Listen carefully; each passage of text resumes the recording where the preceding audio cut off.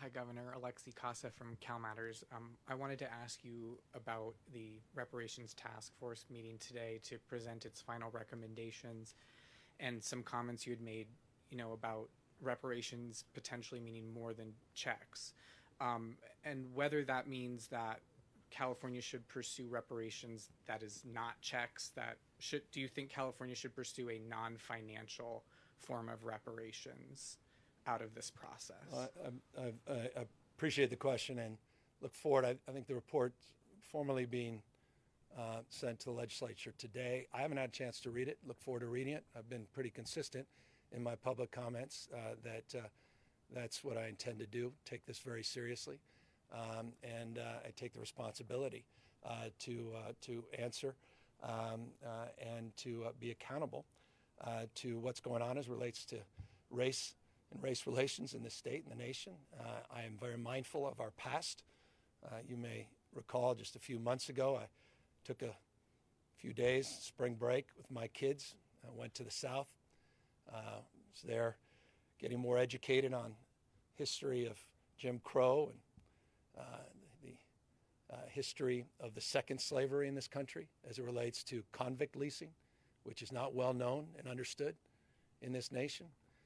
It only reinforced my anxiety and concern about the world we're living in and the disparities that persist in this country. And to be candid with you, also reinforces my concern about the decision, unsurprising nonetheless, of the U.S. Supreme Court today as it relates to ending affirmative action, which in the state of California will not have a disproportionate impact since that's been established under Prop 209 in 1996, the UC system, formerly in 1995, even predating Prop 209. But the impact that had on black and brown communities was profound.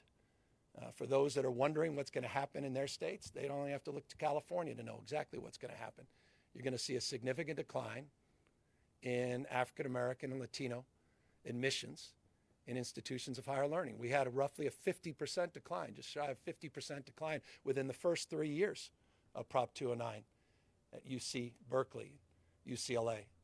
Just last year, just to underscore the nature of the world we're living in, only about 228 African American students were admitted at Berkeley, 7,000 admissions, just 228.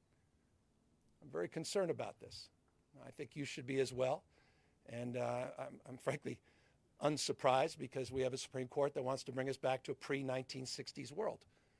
We're experiencing this rights regression on civil rights, on voting rights, on LGBTQ rights, on women's rights, women's access to contraception, not just access to reproductive care. It's a very serious moment in our nation's history. And you're seeing this rights roll back in real time, this regression in real time, and I hope folks wake up to it. And so this reparations task force, the report, in the context of that decision today, only reinforced the seriousness, purpose to which we will review it, and we'll make a determination, and I'll make subsequent statements after I have the chance to read it. And then just another question.